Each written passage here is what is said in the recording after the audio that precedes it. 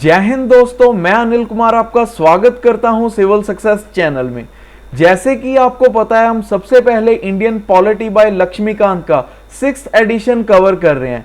इस कोर्स में हम पार्ट 1 कॉन्स्टिट्यूशन फ्रेमवर्क का first chapter historical background cover कर रहे हैं। और मैं आपको बताना चाहता हूं कि आज हमारा first chapter historical background complete हो जाएगा। और अगर आप इस चैप्टर की पीडीएफ लेना चाहते हो तो आप मुझे इंस्टाग्राम, फेसबुक और टेलीग्राम कहीं पर भी मैसेज कर सकते हो, क्योंकि रिवीजन करने के लिए पीडीएफ का होना बहुत जरूरी है। इसमें मैंने बुक्स के अलावा अदर सोर्सेज को स्टडी करके काफी अच्छे से एनालिसिस किया हुआ है। तो अगर आप इन लेक्चर्स की पीडीएफ के साथ अच्छे से रिवीजन करना चाहते हो तो मुझे आप इंस्टा, फेसबुक या टेलीग्राम पर मैसेज करके पीडीएफ को रिसीव कर सकते हो। जैसे कि आपने देखा, हमने पिछले लेक्चर्स में काफी एक्ट्स कवर किए और आज हम बचे हुए एक्ट्स को कवर करने की कोशिश करते हैं। जैसे कि हमने पिछले लेक्चर में last act government of India act 1919 देखा था, जिसमें हमें काफी खामियां देखने को मिलती हैं। उसके बाद 1932 के बीच राउंड कॉन्फ्रेंस देखने को मिलती है, जिसमें इंडियन कांग्रेस का कोई पार्टिसिपेशन नहीं होता। Government of India act of 1935 चार सोर्सेज से ड्राइव किया गया है: report of Simon commission, report of joint select committee, discussion at third round table conference and white paper of 1933। तो चलिए एक्ट को जानने की कोशिश करते हैं। ये एक्ट बहुत ही लेंथी और डिटेल्ड डॉक्यूमेंट है, जिसमें 321 सेक्शंस हैं और 10 शेड्यूल्स हैं। और इसमें ऑल इंडिया फेडरेशन को स्थापित किया जाता है, जिसमें कि British Indian provinces, all chief commissioner provinces और इंडियन स्टेट्स होती हैं। जैसे कि फेडरल लिस्ट में जो भी आइटम्स हैं उस पर सेंटर एक्सक्लूसिवली लॉज लेके आ सकते हैं, और प्रोविंशियल लिस्ट में जो भी आइटम्स हैं उस पर स्टेट्स एक्सक्लूसिवली लॉज ला सकते हैं। और जो कॉन्करेंट लिस्ट है उसमें सेंटर और स्टेट दोनों लॉज ला सकते हैं। फेडरल सिस्टम को हम आने वाले चैप्टर्स में अच्छी तरह से पढ़ेंगे, जिसमें हम देखेंगे कि हमारे यहाँ यूनिटरी सिस्टम नहीं है, फेडरल सिस्टम है, जिसमें स्टेट और सेंटर दोनों को पावर्स दी जाती हैं। और जो बची हुई आइटम्स हैं उस पर लॉज लेने की पावर वॉइसरॉय के हाथ में थी, और फेडरेशन कभी भी प्रिंसली स्टेट्स में नहीं लाया गया। तो जानते हैं रेजिडरी पावर्स जो कि वाइसरॉय के पास थी। अगर लेजिस्लेटिव किसी भी ग्रांट को कट करती हैं तो वाइसरॉय उनको रिस्टोर कर सकता था, और दूसरी तरफ लेजिस्लेटर अगर कोई भी बिल को रिजेक्ट कर देती हैं तो वाइसरॉय उनको फिर से सर्टिफाई कर सकता था। और तीसरा जो वाइसरॉय के पास पावर थी कि वाइसरॉय ऑर्डिनेंस भी इशू कर सकता था। जैसे कि हमने 1919 के एक्ट में देखा, डायरकी को लाया गया था, जिसमें कि ट्रांसफर सब्जेक्ट और रिजर्व्ड सब्जेक्ट देखने को मिलते हैं। अभी उसे प्रोविंसेस में अबॉलिश कर दिया गया था और प्रोविंसेस को थोड़ी ऑटोनॉमी दी गई और लीगल आइडेंटिटी को सेपरेट कर दिया गया था, और रिस्पॉन्सिबल गवर्नमेंट को स्थापित करने की कोशिश की गई।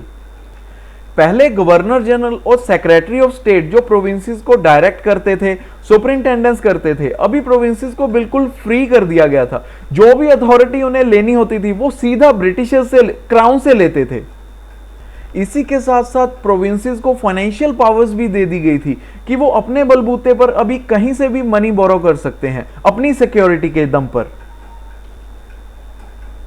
और दूसरी तरफ सेंटर में डायरकी को अडॉप्ट किया गया, रिजर्व सब्जेक्ट और ट्रांसफर सब्जेक्ट को, और कभी भी इसे ऑपरेशन में लाया ही नहीं गया, कभी इसको देखा नहीं गया। बायकैमरलिज्म 11 में से 6 प्रोविंसेस में हमें बायकैमरलिज्म देखने को मिलता है, जैसे कि लेजिस्लेटिव काउंसिल भी और लेजिस्लेटिव असेंबली भी। बंगाल, बॉम्बे, मद्रास, बिहार, असम और यूनाइटेड प्रोविंसेस में हमें बायकैमरलिज्म देखने को मिलता है, पर काफी रिस्ट्रिक्शंस भी होती हैं इसके साथ साथ। प्रिंसिपल ऑफ कम्युनल रिप्रेजेंटेशन, इसमें फिर से सेपरेट इलेक्टोरेट्स लाया गया। जैसे कि हमने पिछले एक्ट्स में देखा, कम्युनल रिप्रेजेंटेशन डिप्रेस्ड क्लासेस तक लाया गया, पर इस एक्ट में इसे एक्सटेंड करके वुमेन और लेबर तक लाया गया। जो गवर्नमेंट ऑफ इंडिया एक्ट 1858 में काउंसिल ऑफ इंडिया होती है, एस्टैब्लिश की जाती है, उसे अबॉलिश कर दिया जाता है। सेक्रेटरी ऑफ स्टेट एक एडवाइजर की टीम को प्रोवाइड करते हैं। एक तरफ जहां कम्युनल रिप्रेजेंटेशन बढ़कर वुमेन और लेबर तक आ गया था, दूसरी तरफ फ्रेंचाइज को भी 10% एक्सटेंड कर दिया जाता है। Reserve bank of India, India में करेंसी के लेन देन को कंट्रोल करने के लिए रिजर्व बैंक ऑफ इंडिया को एस्टैब्लिश किया जाता है। एस्टैब्लिशमेंट ऑफ फेडरल कोर्ट, जो कि सेटअप किया जाता है 1937 को, जिसमें एक चीफ जस्टिस और 7 जजेस तक देखने को मिलते हैं। इसमें federal public service commission, provincial public service commission और ज्वाइंट पब्लिक सर्विस कमीशन देखने को मिलते हैं। जैसे कि आज हमारे यूपीएससी में union public service commission, state public service commission और ज्वाइंट पब्लिक सर्विस कमीशन देखने को मिलते हैं। एनालिसिस ऑफ दिस एक्ट, इस एक्ट की इंडियंस के द्वारा बहुत ज्यादा निंदा की गई, बहुत अपोज किया गया। जवाहरलाल नेहरू ने यहां तक बोल दिया था कि ये वो कार है जिसमें ब्रेक्स ही ब्रेक्स हैं, इंजन है ही नहीं। इससे आप अंदाजा लगा सकते हो कि इंडियंस के दिल में ब्रिटिशर्स के लिए कितनी नफरत भरी हुई थी, कितना वो अपसेट थे ब्रिटिशर्स की सुप्रीमेसी को लेकर। इसमें गवर्नर क्राउन के नॉमिनी और रिप्रेजेंटेटिव होते हैं, जो कि किंग के बिहाफ पर प्रोविंसेस की फंक्शनिंग को एक्सरसाइज करते हैं। 40% ऑफ बजट अभी भी नॉन वोटेबल था, जिसमें कि गवर्नर किसी भी बिल पर एसेंट देने से मना कर सकते थे और ऑर्डिनेंस को प्रोमलगेट कर सकते थे और एक्ट्स को लागू कर सकते थे। जैसे कि हमने देखा, कम्युनल रिप्रेजेंटेशन लेबर और वुमेन तक एक्सटेंड कर दिया जाता है, और जो कि सेपरेटिस्ट आइडियोलॉजी को प्रमोट करता है और इंडिया की पार्टीशन तक चला जाता है। और फेडरल कोर्ट की एक्सक्लूसिव ज्यूरिसडिक्शन में सेंटर और प्रोविंशियल डिस्प्यूट्स को भी लाया जाता है। Next and last act, Indian independence act of 1947। फरवरी 20, 1947 को ब्रिटिश प्राइम मिनिस्टर क्लेमेंट एटली डिक्लेयर कर देते हैं कि जून 30, 1948 को ब्रिटिश रूल इंडिया से एंड कर दिया जाएगा और सारी की सारी पावर्स को इंडियंस को ट्रांसफर कर दिया जाएगा, इंडियंस के हाथ में दे दी जाएगी। पहले ये जो डेट है जून 30, 1948 दी गई थी, जिसको हम मॉडर्न हिस्ट्री में अच्छे से पढ़ने की कोशिश करेंगे। इस डेट को सुनते ही इंडियन खुशी से झूम उठते हैं कि हाँ, अब आजादी मिलेगी, हम अपनी खुद की रिस्पॉन्सिबल गवर्नमेंट बनाएंगे। पर कुछ लोग थे जो इससे खुश नहीं थे, जैसे कि वो देख रहे थे हमें खुद की स्टेट चाहिए, खुद की रिस्पॉन्सिबल गवर्नमेंट चाहिए, और वो पार्टीशन की डिमांड कर रहे थे। एक तरफ जहां इंडियंस में खुशी की लहर चल रही होती है, दूसरी तरफ मुस्लिम्स में दंगे की भावना चल रही होती है। इस अनाउंसमेंट को सुनते ही मुस्लिम लीग पार्टीशन की डिमांड करने लगते हैं। तो 3 जून 1947 को ब्रिटिश गवर्नमेंट क्लियर करती है कि जो 1946 में कॉन्स्टिट्यूएंट असेंबली ऑफ इंडिया बनाई गई है, उसके तहत कॉन्स्टिट्यूशन को फ्रेम किया जाए। जो भी इसको एक्सेप्ट नहीं करना चाहेगा उस पर यह अप्लाई नहीं किया जाएगा। तो उसी दिन ऑन द सेम डे जून 3, 1947 को इंडिया के वॉइसरॉय लॉर्ड माउंटबेटन के द्वारा पार्टीशन प्लान लाया जाता है, जिसे कि कांग्रेस और मुस्लिम दोनों के दोनों एक्सेप्ट कर लेते हैं और इस तरह इंडिया को आज़ादी मिल जाती है। जहां इंडिया को आज़ादी मिलने की खुशी होती है, तो दूसरी तरफ पार्टीशन होने का दुख भी साथ ही होता है। तो इसी के साथ देखने की कोशिश करते हैं इंडियन इंडिपेंडेंस एक्ट ऑफ 1947, जिसमें पूरी तरह से ब्रिटिश रूल को इंडिया में से खत्म कर दिया जाता है। अगस्त 15, 1947 को इंडिया को independent and sovereign state declare कर दिया जाता है और साथ ही इंडिया का पार्टीशन कर दिया जाता है। 2 इंडिपेंडेंट स्टेट्स को स्थापित किया जाता है, इंडिया और पाकिस्तान, जो कि इंडिपेंडेंट होते हैं ब्रिटिशर्स से। पुराने एक्ट्स में जो इतने सारे ऑफिसेस बनाए जाते हैं, एक एक करके सबको अबॉलिश कर दिया जाता है। जैसे कि ऑफिस ऑफ वॉइसरॉय और गवर्नर जनरल, जो कि अपॉइंट किए जाते हैं ब्रिटिश किंग की एडवाइस पर, दोनों को अबॉलिश कर दिया जाता है। इंडिया और पाकिस्तान की गवर्नमेंट की कोई रिस्पॉन्सिबिलिटी नहीं है गवर्नमेंट ब्रिटेन की गवर्नमेंट के लिए। और एम्पावर्ड किया गया कॉन्स्टिट्यूशन असेंबलीज को, जिसमें इंडिया और पाकिस्तान दोनों के दोनों अपना कॉन्स्टिट्यूशन खुद बना सकते हैं और ब्रिटिश पार्लियामेंट द्वारा लाया गया कोई भी एक्ट रिपील कर सकते हैं। और ब्रिटिश पार्लियामेंट अपना कोई भी एक्ट नहीं ला सकती थी अगस्त 15, 1947 के बाद। और सेक्रेटरी ऑफ स्टेट के ऑफिस को भी अबॉलिश कर दिया जाता है और पावर्स ट्रांसफर कर दी जाती हैं secretary of state for Commonwealth affairs.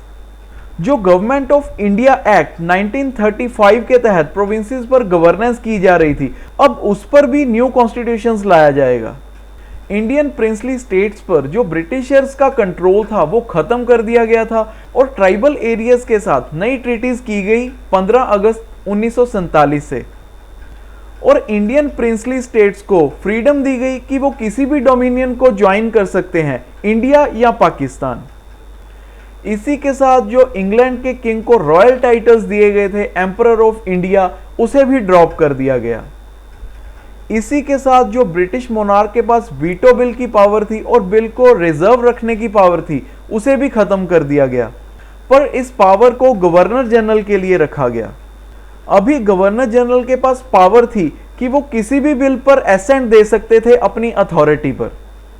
Governor general of India और प्रोविंशियल गवर्नर्स को स्टेट्स के हेड बना दिया गया, जो सभी मैटर्स पर रिस्पेक्टिव काउंसिल ऑफ मिनिस्टर्स को एडवाइस देंगे।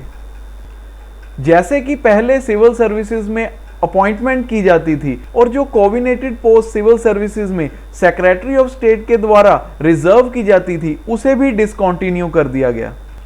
जो मेंबर्स सिविल सर्विसेज में 15 अगस्त से पहले अपॉइंट किए गए थे वो अपनी सर्विसेज को कंटिन्यू कर सकते थे। इसी के साथ ब्रिटिश रूल को एंड कर दिया जाता है और जो भी पावर्स होती हैं वो इंडिया और पाकिस्तान को ट्रांसफर कर दी जाती हैं।